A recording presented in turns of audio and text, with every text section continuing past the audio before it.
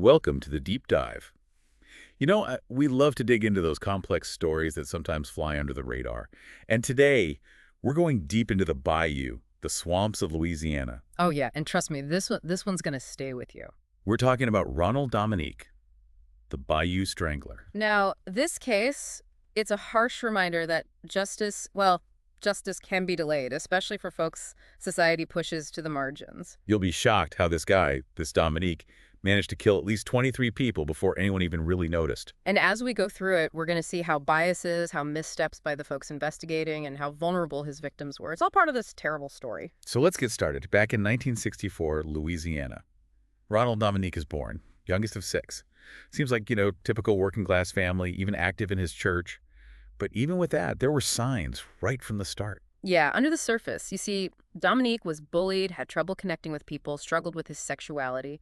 Being an outsider, feeling isolated, it's something we see a lot with these types of offenders. And it wasn't just, social awkwardness. In '85, he gets arrested. Obscene phone calls to the neighbors. Hold on, that's not minor, those calls. That kind of harassment, that intrusion, it can be a big red flag. Sign of something deeper, something that could get worse. And sadly, with Dominique, no one seemed to pick up on it. And then just 2 years later, there's this guy seen climbing out of Dominique's window, terrified. Claims Dominique assaulted him, tried to strangle him. But get this, charges get dropped. And that's a turning point, a bad one. The system, it failed. Dominique learns he can get away with it, and this pattern, it's going to repeat itself throughout the case. He just keeps getting away with worse and worse acts. It's like a preview of what's coming. Then, in '97, the murders start. St. Charles Parish, we've got David Mitchell Jr., Gary Pierre, and Larry Ranson, all young, all black men, found dead, and the circumstances. Suspicious doesn't even begin to cover it. And right away, we see the bias, the terrible assumptions. These deaths, they're brushed off as accidents or unclassified. Why? Because the victims used drugs or were involved in sex work, labeled high risk, like their lives mattered less. Awful to think about being dismissed like that, forgotten so quickly. David Mitchell Jr.'s own mother, she finds out he's dead from a news report. Just drowned, pants around his ankles, case closed, no real investigation. It shows how prejudice can shape an investigation right from the get-go. These men were seen as just numbers, not people with families with stories. Their lives, their potential just wiped away. And tragically, it keeps happening. Dominique, he moves his spree to the New Orleans suburbs in 1998. We've got Oliver LeBancs, Joseph Brown, Bruce Williams, all similar to the earlier victims. The pattern's so clear. Black men, many in sex work or struggling with addiction, they're the targets. But the media, they latch onto this made-up story about a shoeless killer, takes the focus off the real issue, the community that's being preyed on. Like, they wanted a sensational story instead of protecting people.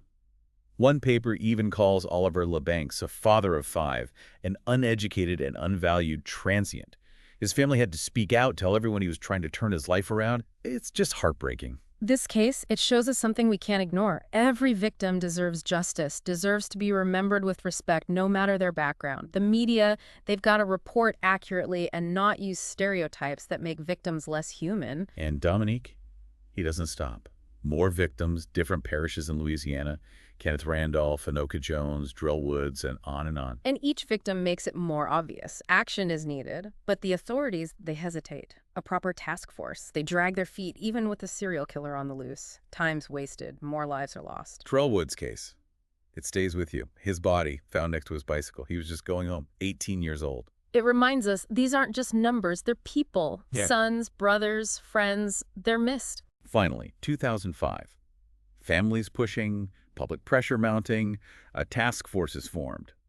But then Hurricane Katrina hits, investigations disrupted, and Dominique, unbelievable as it sounds, he keeps killing even during the disaster. Boldness and the task force facing this enormous challenge. A serial killer investigation during one of the worst natural disasters ever. Hard to even imagine. But then, a break. John Banning, he's on parole, and he almost becomes another victim. But he escapes. He tells his parole officer who's on the task force everything. Describes Dominique, the vehicle, how he operates. That's a turning point. Could have been another tragedy. Banning's brave, and the connection to the task force, it gives them the lead they need. But Dominique, he slips through their fingers at first. They question him, get a DNA sample, let him go. It's only when they dig deeper that they find it. His arrest for sexual assault years earlier. Thoroughness, persistence, that's what matters. Connecting the dots, even between things that seem unrelated, here it pays off. And thank goodness it did. DNA finally links Dominique to 2 murders. 2006, he's arrested. The Bayou Strangler is caught. But this is just the start. There's the confession, the aftermath, the long road to justice for the victims and their families. We've got a lot more to uncover. Stick with us. We're back in the deep dive, picking up where we left off. Ronald Dominique, under arrest, but justice. It wasn't a done deal, not by a long shot. Getting him to confess to 23 murders, that was a whole other challenge. Yeah, I can only imagine that interrogation room, the pressure, the weight of all those victims. So how did he react? I mean, this is the Bayou Strangler. At first, calm, almost cocky, like he thought he could play games with the detectives. He stuck to the story about self-defense. They had him for the murders of Oliver LeBancs and Emmanuel Reed, and Dominique insisted he was just protecting himself. Self-defense, come on. They already had his DNA tied to LeBancs, right? Mm-hmm. Yeah, but getting a conviction, it wasn't a slam dunk, not back then. This was 2006. DNA tech wasn't what it is now. The results weren't always ironclad in court. The detectives, they knew they needed more. It was a balancing act. Get him talking, but don't push him so hard he clams up and asks for a lawyer. So what was his story? How could he twist these murders into self-defense? He claimed that both LeBancs and Reed came on to him, wanted sex, and then tried to rob him. He even said LeBancs pulled a knife. That's got to be a lie. I mean, his whole pattern, it's clear he was the one hunting them, taking advantage. Right. The detectives knew he wasn't telling the truth. But they couldn't let on. They had to keep him talking, hoping for a slip-up, something they could use. And did he mess up? He did.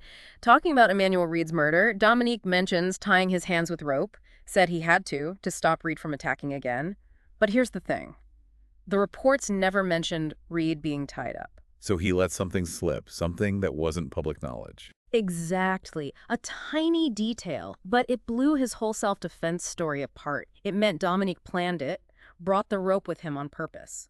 That, plus his assault arrest, started to paint a much darker picture. A big break for the investigators for sure. Did they jump on it right away? They were smarter than that. They could sense they were close to a breakthrough, so instead of confronting him, they eased him into a conversation about his home.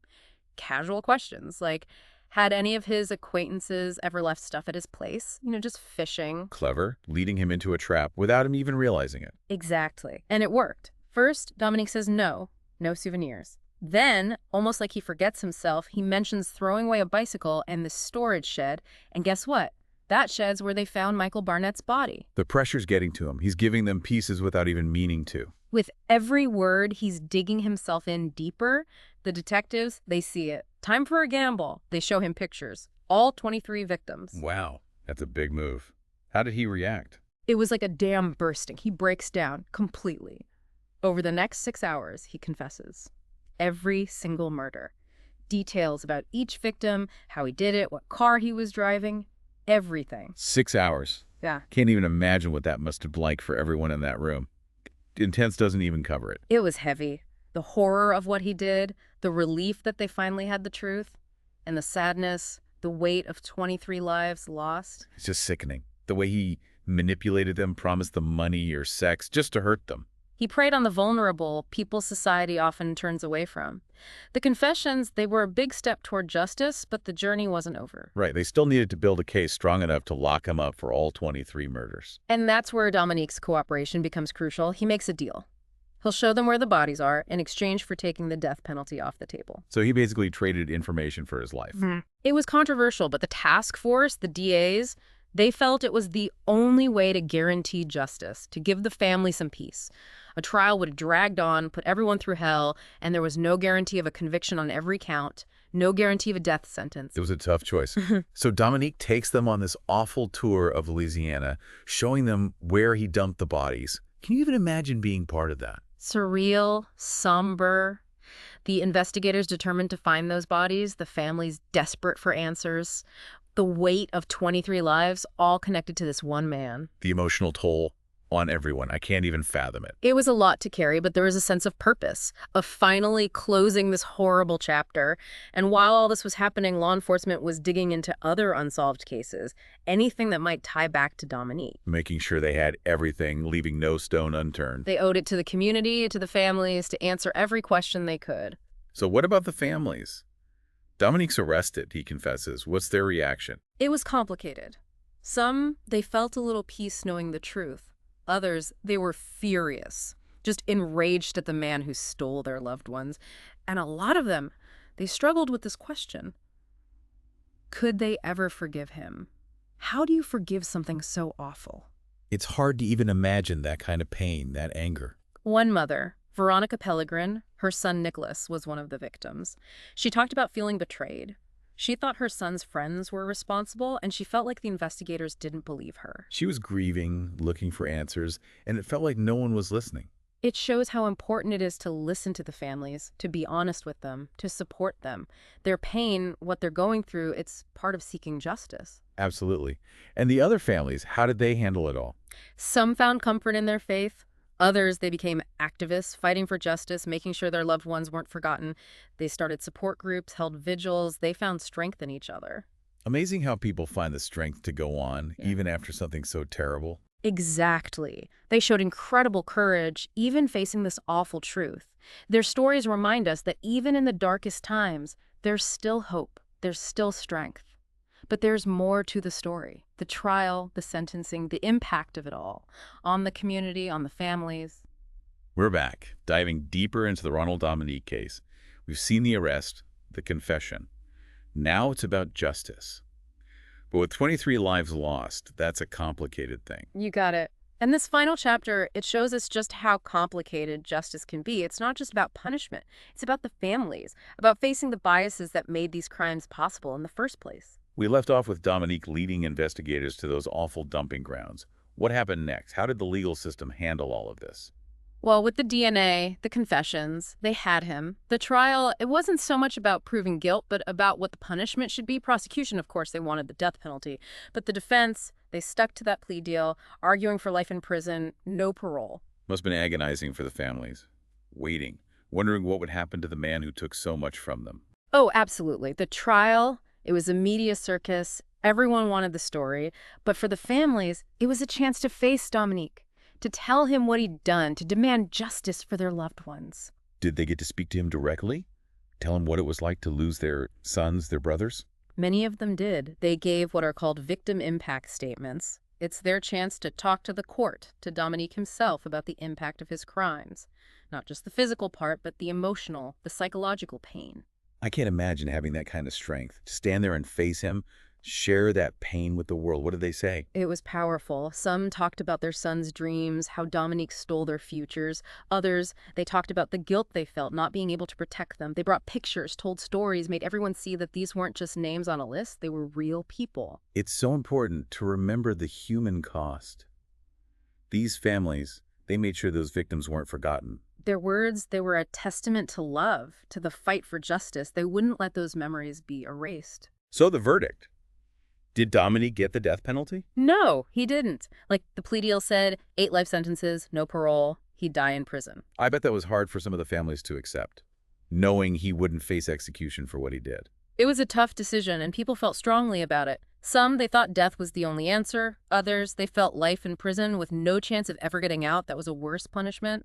Some wanted the closure of an execution. Others saw it as just more violence. In the end, it came down to the prosecutors, the families. They had to weigh it all, the trial, the possible outcomes, and their own need for justice, for healing. And remember, justice isn't always simple. It's not a straight line. This plea deal, it let them find those bodies, gave some closure to the families, and it meant Dominique could never hurt anyone ever again. But even with Dominique behind bars, those wounds run deep. This whole case, it exposed so much. The homophobia, the racism, how society treats people who are different, who are struggling. It's a wake-up call. Justice, it's not just about locking people up. It's about fixing the system, the inequalities that make some people targets.